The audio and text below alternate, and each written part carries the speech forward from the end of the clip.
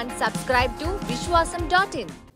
ఒక్కడిపై యుద్ధానికి అందరూ కలిసి వస్తున్నారు అని జగన్ అంటున్నారు. అది నిజం కూడా. జగన్ ఇప్పుడు ఒంటరి. ఎందుకంటే 2019లో పక్కన ఉన్న వాళ్ళు ఇప్పుడు ఎవ్వరూ లేరు.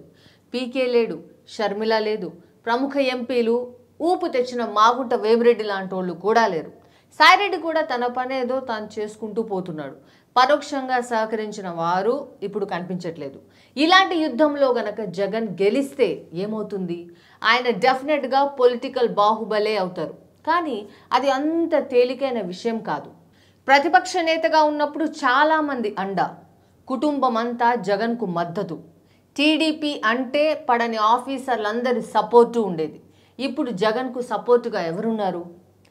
జగన్ ప్రతిపక్షంలో ఉన్నప్పుడు ఆయన వెంట అందరూ ఉన్నారు. తల్లి విజయమ్మ, చెల్లి షర్మిల కలిసికట్టుగా ప్రచారం చేశారు. కుటుంబం అంతా వెంట ఉండేది. వివేక హత్య సమయంలో సునీత కూడా జగన్కు మద్దతుగానే మాట్లాడారు. ఇక పరోక్షంగా ఎంతోమంది సాయం కూడా చేశారు. అనేక మంది సివిల్ సర్వీస్ ఆఫీసర్స్ ఆయనతో టచ్లో ఉండేవారు. మీరు అధికారంలోకి రావాలి సార్ అని ఆయన వెంట పడిన వాళ్ళు చాలామందే ఉన్నారు. అధికారంలోకి రాకముందే ఆయన్ని పల్లకీలో ఊరేగించిన వారు ఉన్నారు. వీళ్ళంతా ఎల్వి సుబ్రహ్మణ్యం కావచ్చు, పివి రమేష్ కావచ్చు, మరో రామచంద్రమూర్తి కావచ్చు, ఐవైఆర్ కృష్ణారావు కావచ్చు. వారంతా ఇప్పుడు జగన్కు దగ్గరగా లేరు. వారే కాదు, ఎంతోమంది ఆత్మీయులు కూడా జగన్కు దూరం అయ్యారు. కుటుంబంలోనూ చీలిక. ఓడించేందుకు షర్మిల తీవ్ర ప్రయత్నాలు. పరోక్షంగా సహకరించిన బీజేపీ కూడా ఇప్పుడు దూరం. వైఎస్ రాజశేఖర రెడ్డి కుటుంబ పెద్దగా ఉన్నప్పుడు వైఎస్ కుటుంబంలో విభేదాలు ఉన్నాయన్న వార్తే బయటకు రాలేదు.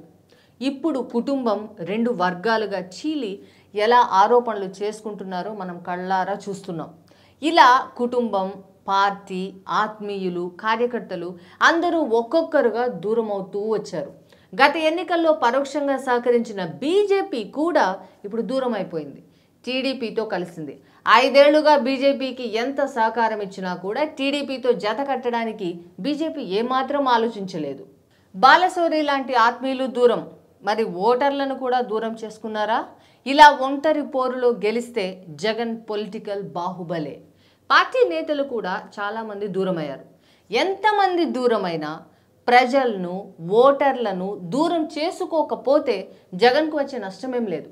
వారు దూరమయ్యారా లేదా అన్నది ఎన్నికల్లో తెలుస్తుంది. కానీ ఆయన వైపు ప్రజలు ఉన్నారని ఫలితం వస్తే మాత్రం ఆయన్ను మించిన బాహుబలి ఉండరు. ఎందుకంటే ఓవైపు చంద్రబాబు, పవన్, మోడీలా అందరూ కలిసి ఢీకొట్టినా జగన్ గెలిస్తే ఏపీలో ఆయన్ను మించిన బలవంతుడు లేడని కదా అర్థం.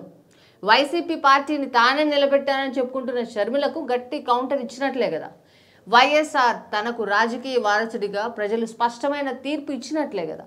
ఇంతమందిని ఎదుర్కొని గెలిచిన తర్వాత జగన్ ఇమేజ్ కూడా అమాంతం పెరుగుతుంది. అది పొలిటికల్ బాహుబలి రేంజ్లో ఉంటుంది. కానీ రాజకీయాల్లో అందరినీ దూరం చేసుకొని, శత్రువుల్ని పెంచుకొని యుద్ధానికి ఒంటరిగా వెళ్ళడం కష్టమైన పని. గత గెలుపులో తలా ఓ చేయి వేసిన వాళ్ళంతా ఇప్పుడు జగన్ ఓడిపోవాలని పనిచేస్తున్నారు. మరి ఇవన్నీ జగన్ ఎన్నికల విజయావకాశాలపై ఎంతవరకు ప్రభావం చూపించబోతున్నాయి? మీ అభిప్రాయం ఏంటో కమెంట్స్లో చెప్పండి. Like, share and subscribe to Vishwasam.in.